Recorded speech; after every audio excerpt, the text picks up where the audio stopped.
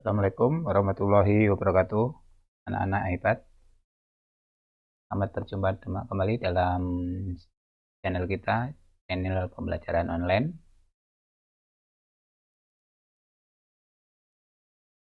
Tema pembelajaran hari ini tentang tema 2, pembelajaran keempat, yang akan membahas masalah gangguan pernafasan. Tapi ingat, salam, semangat, sehat, bertanggung jawab, jujur, dan dapat dipercaya. Jangan lupakan itu, camkan, tanamkan, hingga kalian menjadi orang-orang yang bermanfaat bagi nusa bangsa dan agama.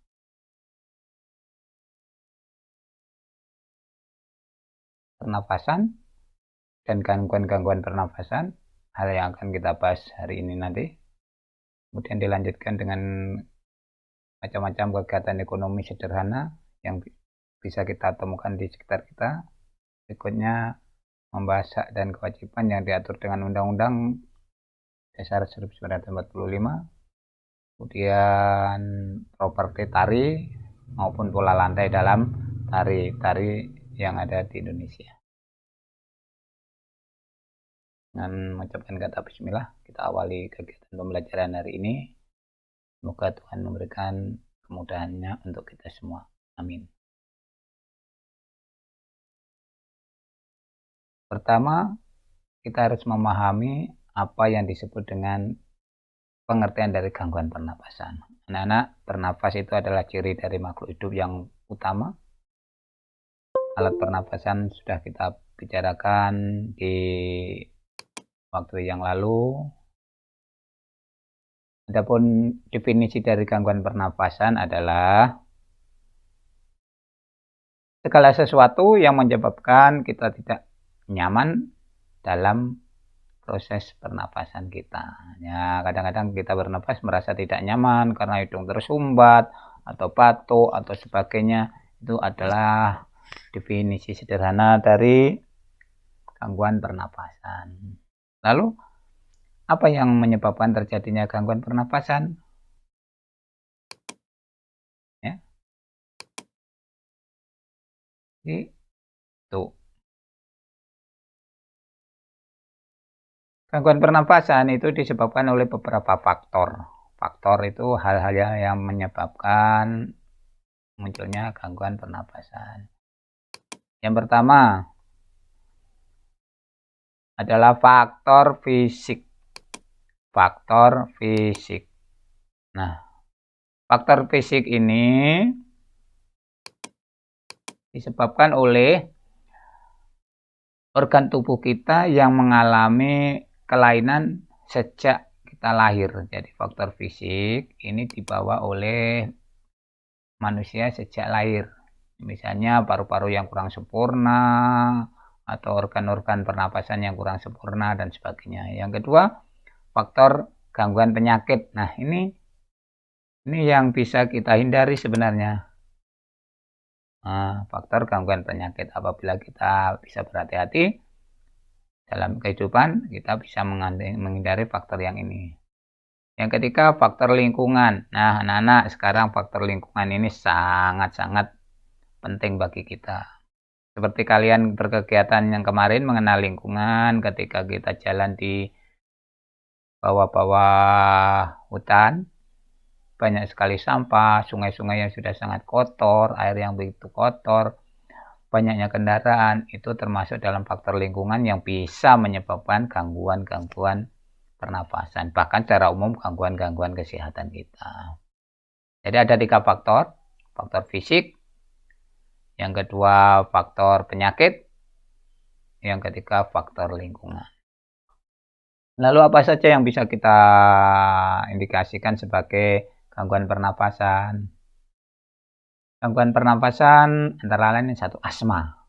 Asma itu dalam bahasa Jawa nih, bahasa daerah kita, bengek, sering batuk terus lama.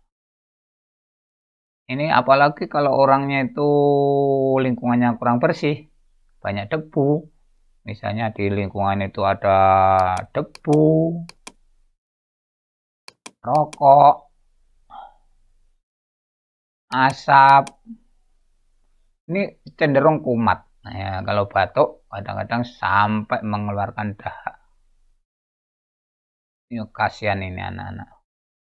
Kemudian influenza. Influenza ini disebabkan oleh virus. Ini disebabkan oleh virus atau virus. Nah, dalam perkembangannya, influenza ini mengalami mutasi atau perkembangan sampai sekarang itu menimbulkan pandemi dengan munculnya COVID-19. Itu perkembangan dari influenza yang sangat dahsyat. Kemudian berikutnya pneumonia. Nah, ini hubungannya dengan infeksi saluran radang tenggorokan, ini sering disebut dengan paru-paru basah atau radang paru-paru ini. Karena paru-paru kita mengalami kelainan. Berikutnya bronkitis. Nah, ingat saluran pernapasan kemarin ada saluran yang namanya bronkitis. Kalau ini terganggu, banyak bulu-bulu hidung, ya maaf, banyak bulu-bulu atau lendir kotor, maka akan menyebabkan penyakit. Berikutnya ISPA, infeksi saluran pernapasan atas. Ini saya ulangi, ISPA ini singkatan dari infeksi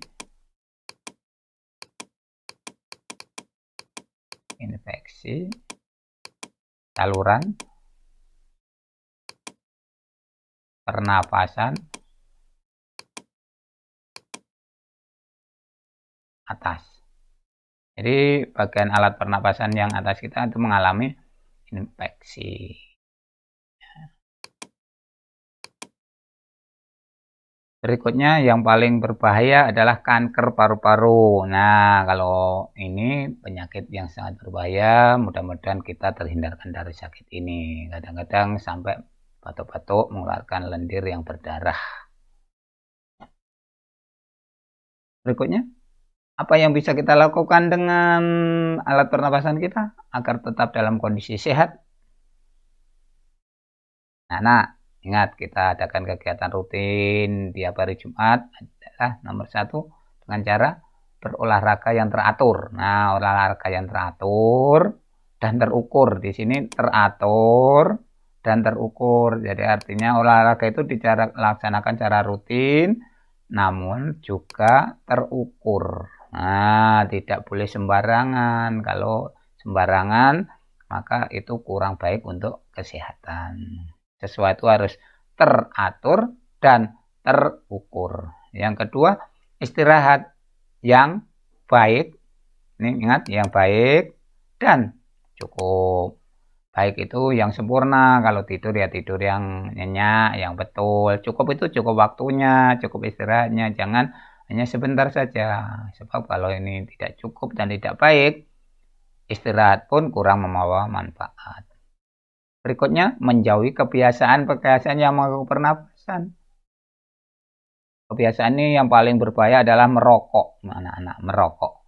Ini tidak atau sangat tidak dianjurkan.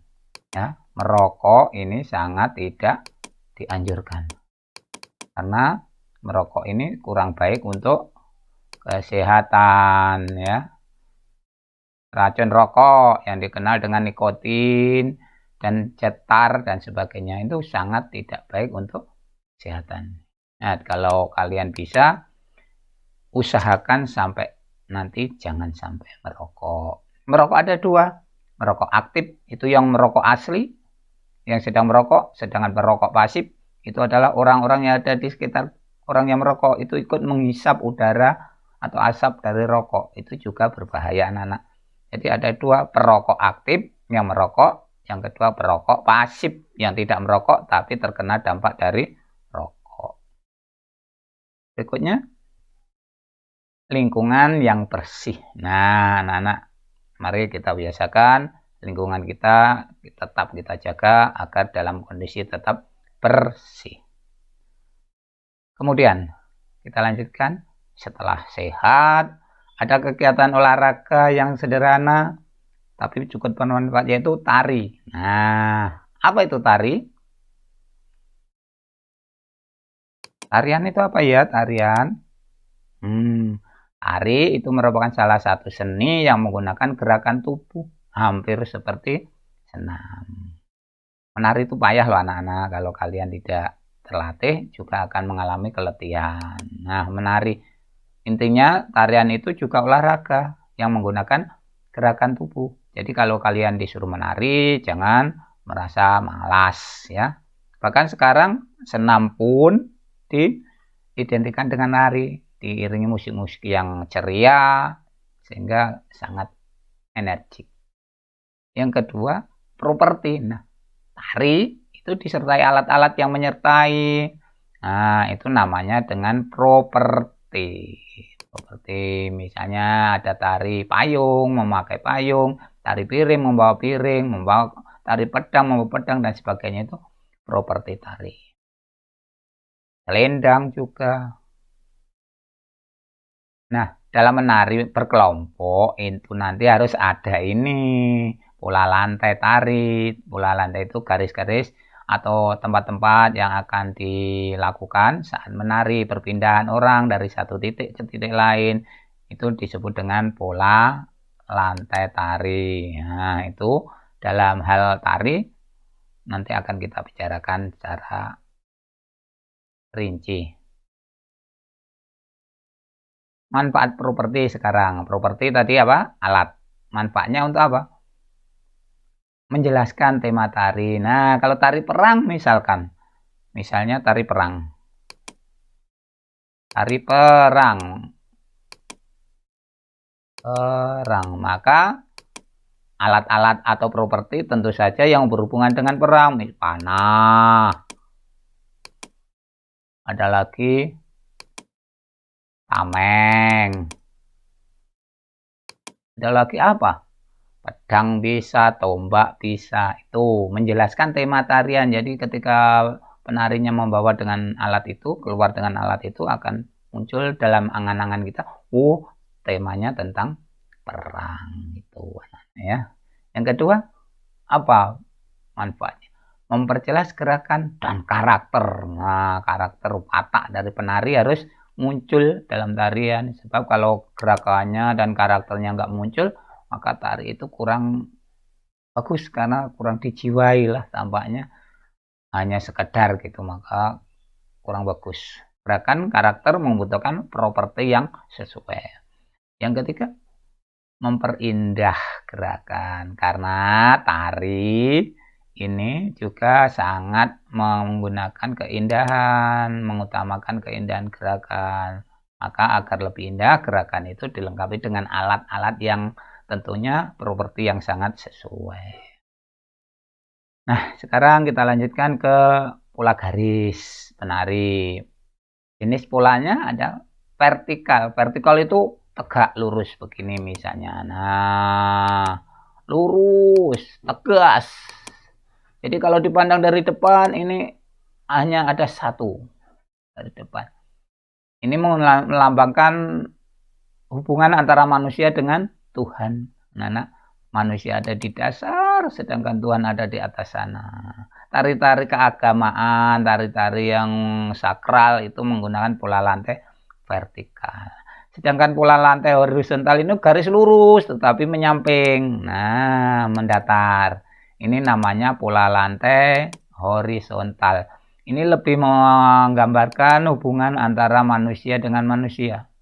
Kalau ini hablum minallah, ini hablum minannas, manusia dengan manusia. Ingat, manusia sebagai makhluk sosial. Ini makhluk religius. Ini makhluk sosial. Ini menghubungkan manusia dengan manusia. Sosial. Religi.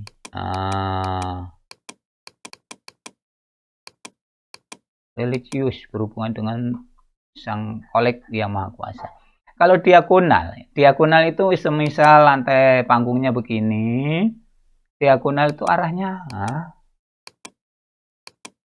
menyilang, atau ke arah yang berikutnya, atau yang ke sini. Ini diagonal, menghubungkan sudut dengan sudut lainnya. Ini pola lantai diagonal. Sedangkan yang melengkung ini ada macam-macam. Itu melengkung itu yang A misalnya berbentuk huruf U atau N atau angka 8 atau juga membentuk lingkaran. Ini garis melengkung, ini pola lantai. U misalnya di sini. Nah, kenapa ada pola-pola lantai seperti ini? Kalau ini tali saman anak-anak ya, ingat tali di Aceh yang berjajar panjang itu tadi seperti itu. Ini untuk apa ya kira-kira manfaatnya pola lantai itu? Pertama, nah menjaga setiap penari tidak bertabrakan. Ingat, kalau ada arahnya ke sana, ke sana, ke sana, misalnya sudah jelas, maka nanti tidak akan bertabrakan setelah terjadi transisi atau perpindahan gerak. Yang kedua, membantu penari menentukan gerak selanjutnya. Oh, setelah ini saya harus ke sana, gerakannya seperti ini. Itu disebut dengan menentukan gerakan selanjutnya yang diatur dalam pola lantai seni tari. Yang ketiga, penari lebih energik. Energik itu semangat.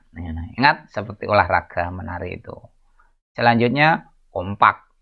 Kekompakan akan memunculkan keindahan. Yang terakhir, dengan melihat pola lantainya, dengan lihat susunan penarinya, kita akan lebih tahu, oh itu ciri khas tarian apa gitu misalnya. Ya, demikian anak-anak tentang pola lantai. Kemudian berikutnya ada hubungannya dengan hak dan kewajiban warga negara. Menari itu tadi juga berhubungan dengan kewajiban anak-anak. Indonesia itu negara yang sangat kaya, berbineka tunggal ika, maka punya kewajiban menjaga. Apa arti bineka tunggal ika kemarin? Ya, ingat, berbeda-beda tetapi tetap satu. Walaupun kita itu banyak sekali ragamnya, tetapi kita tetap satu, yaitu Indonesia. Kita bisa. Nah, kewajiban adalah sesuatu yang harus dilakukan. Nah, ini kewajiban adalah sesuatu yang harus dilakukan. Apabila tidak dilakukan, mungkin terlaksananya tidak terlaksananya hak yang tegak, bahkan mendapatkan sanksi. Kewajiban kita bisa kewajiban kepada Allah, kewajiban kepada diri sendiri, kewajiban kepada keluarga, kewajiban pada masyarakat. Kemudian hak asasi itu yang diberikan oleh Yang Maha Kuasa. Ini hak asasi manusia itu hak dasar yang dimiliki oleh manusia sebagai anugerah Tuhan, dan hanya manusia yang berhak mencabutnya. Itu disebut dengan hak asasi. Jadi secara kodrati melekat pada diri manusia. Kehidupan itu melekat pada diri manusia. Kita nggak tahu kenapa kita hidup dan kenapa kita dihidupkan. Itu hanya Allah yang tahu. Itu dari Allah. Dan yang berhak mengambil adalah Allah Subhanahu wa Ta'ala. Berikutnya, ya kita bisa.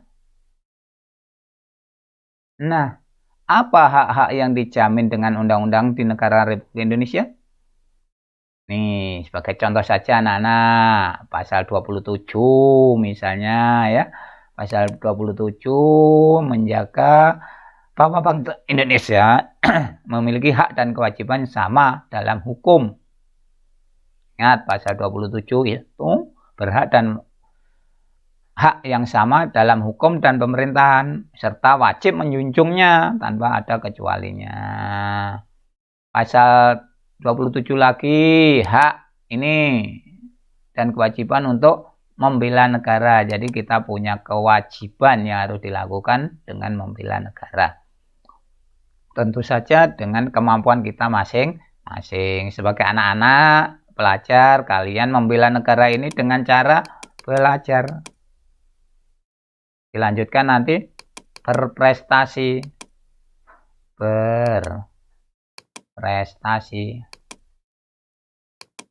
Prestasi dalam bidang apa? Ya, yang kalian tekuni. Kalau olahraga, ya menjadi atlet yang bagus. Kalau seniman, menjadi seniman yang bagus dan sebagainya. Nih, kemudian apalagi? Pasal 28. Nah, tertib dalam kehidupan berbangsa dan bernegara.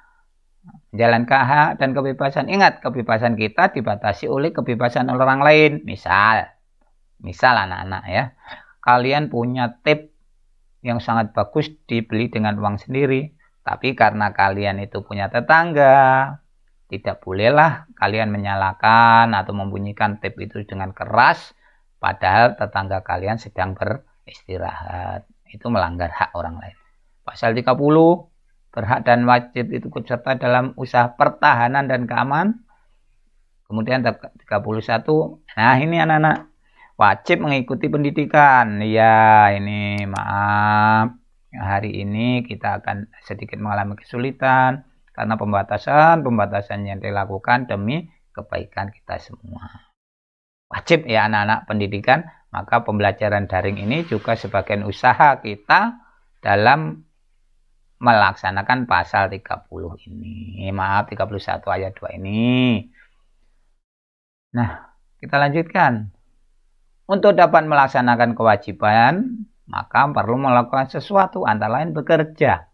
Nah, anak-anak, kalau kalian tidak bekerja, maka hidup kita akan, atau hidup kalian tidak akan menjadi tercukupi. Nah, lalu bekerja itu dalam bidang apa saja?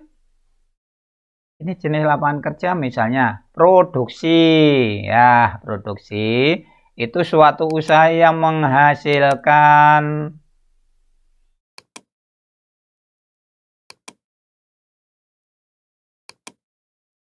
barang.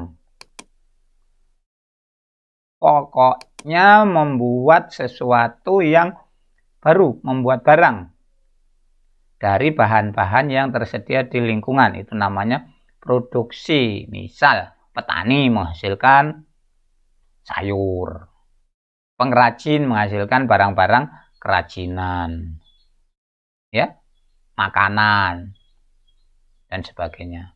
Kemudian distribusi yang kedua, itu nama lainnya adalah menyalurkan. Distribusi itu menyalurkan.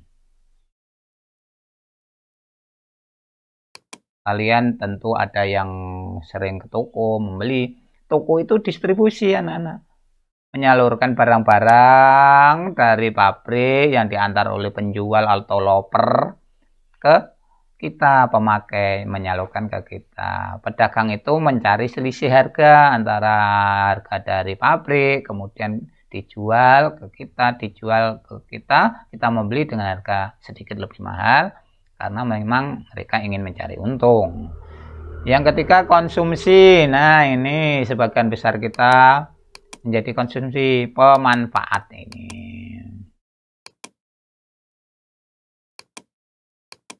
Memanfaatkan. Ingat, ini semua nggak akan berjalan. Ini kalau nggak akan berjalan, kalau nggak ada ini. Kalau ini nggak ada, ya nggak berjalan. Apa gunanya kita menghasilkan barang, tapi tidak ada yang memanfaatkan? Apa gunanya kita menjual barang, tapi kalau tidak ada yang memanfaatkan? Nah, ini. Jadi jangan sepelekan konsumsi, tapi jangan selalu menjadi konsumsi. Akan lebih baik bisa memproduksi. Berikutnya adalah jasa. Anak-anak, jasa ini usaha yang cukup baik. Kalau kalian nanti kurang beruntung, maka kalian bisa bergerak di bidang jasa ini, misalnya jadi tukang. Nah, jangan malu menjadi hal-hal yang kelihatannya sepele. Jadi jasa ini fungsinya hanya membantu klien atau membantu seseorang kemudian mendapatkan imbalan, misalnya guru, suster, tukang jahit, tukang pijet, dan sebagainya. Hanya membantu, juga termasuk tukang cukur dan sebagainya, itu membantu akan mendapatkan imbalan yang sesuai. Itu namanya jasa, servis motor, mobil, dan sebagainya. Nah, kalau kalian nanti mendapatkan kerjaan di bidang ini, maka modalnya cukup sederhana. Minimal adalah punya keterampilan. Jadi anak-anak, kalau Pak Guru mengajak kalian kegiatan terampil, itu bukan berarti Pak Guru melatih kamu bekerja kasar. Otak kalian biar cerdas sehingga kelak bisa bekerja di bidang ini. Ya sesuai bakat kalian. Saya tidak tahu akan menjadi apa kalian kelak. maka tugas Pak Guru memberikan kesempatan pada kalian untuk mencari ilmu atau menuntut ilmu, menimba ilmu sebanyak mungkin. Dan kalian kembangkan sendiri. Berikutnya, terima kasih. Demikian pembelajaran hari ini. Salam semangat, sehat, bertanggung jawab, jujur, dan dapat dipercaya. Nanti akan menanamkan sifat-sifat baik dalam jiwa kalian. Ada kurang lebihnya, mohon maaf. Assalamualaikum warahmatullahi wabarakatuh.